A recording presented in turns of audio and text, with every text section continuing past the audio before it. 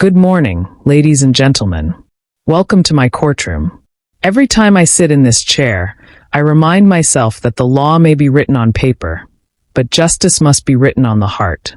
I see cases all day, violations that look the same on the docket, speeding, parking, red lights. But behind every ticket there is a story, a family, a struggle, a human being carrying more than the words on that citation. And on this day, one of those stories walked in holding his mother's hand. The clerk called the case a red light violation. A woman approached the podium, her son right beside her. She looked uneasy, her shoulders hunched the way people do when they know they've been caught up in something they can't quite control. She clutched her papers nervously, trying to gather courage. But before she could speak, her son looked directly at me, his voice clear, and he said, "Judge, my dad was deported." The entire room went still. You could hear the silence, feel the weight of those words. In a courtroom where I've heard thousands of explanations, excuses, even lies, this was something else. This was the truth of a child. A truth not shaped to win a case, but a truth spoken because it was all he knew. I leaned forward. "What's your name, son?" I asked him gently. He told me, his voice small but steady.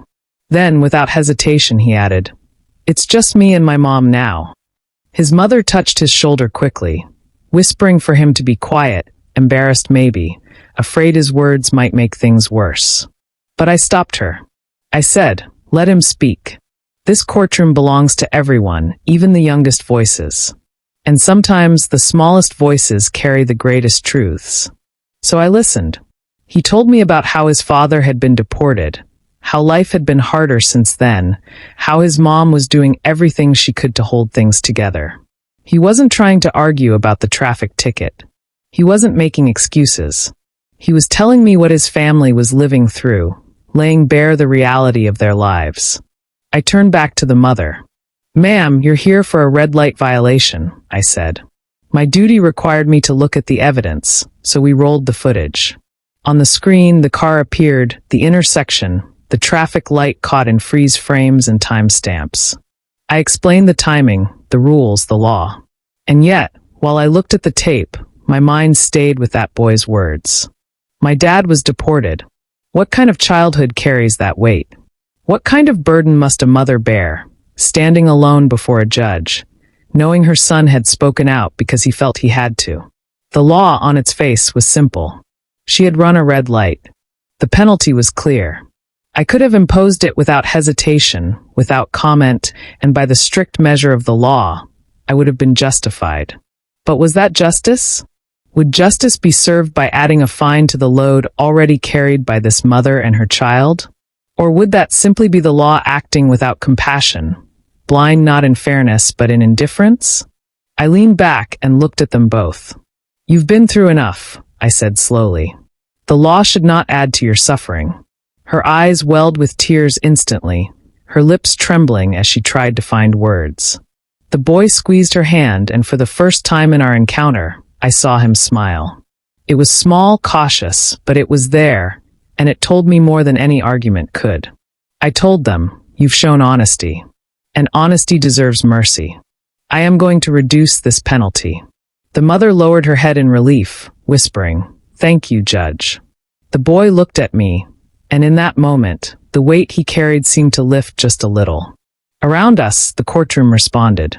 You could hear the shift in the air, the murmurs of approval, the quiet clapping of strangers who had come for their own cases, but who now understood that this courtroom was more than fines and tickets. They had seen compassion, and compassion moves people in a way punishment never will.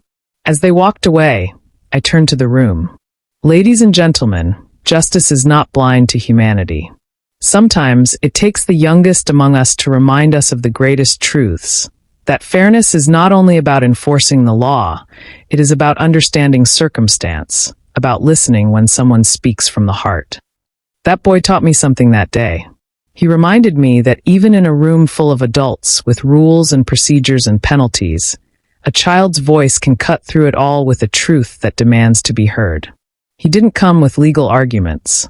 He didn't come rehearsed. He came with honesty, and honesty changed everything.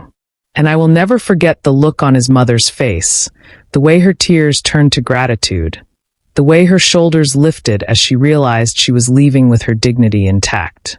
I will never forget that shy smile on the boy's face, a smile that said, "Someone listened. Someone understood." People ask me all the time why these little cases reach millions around the world. Why do people share them, watch them, cry over them? And my answer is always the same. It is not about me. It is about them. About people like that boy and his mother.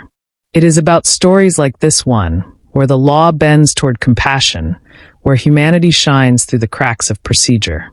That is why this courtroom matters. That is why I come here every morning. Because justice is not about the maximum penalty. Justice is about dignity. It is about making sure that even the smallest voice is heard, and that every person leaves this room knowing they were seen, not just judged. So when you ask me what justice looks like, I think of that day. I think of a boy who stood in front of me and said, "My dad was deported." I think of a mother who found mercy when she expected punishment. And I think of how, together, they reminded me and everyone watching that fairness is not about adding to suffering, but about easing it when we can. And that, ladies and gentlemen, is justice in my courtroom.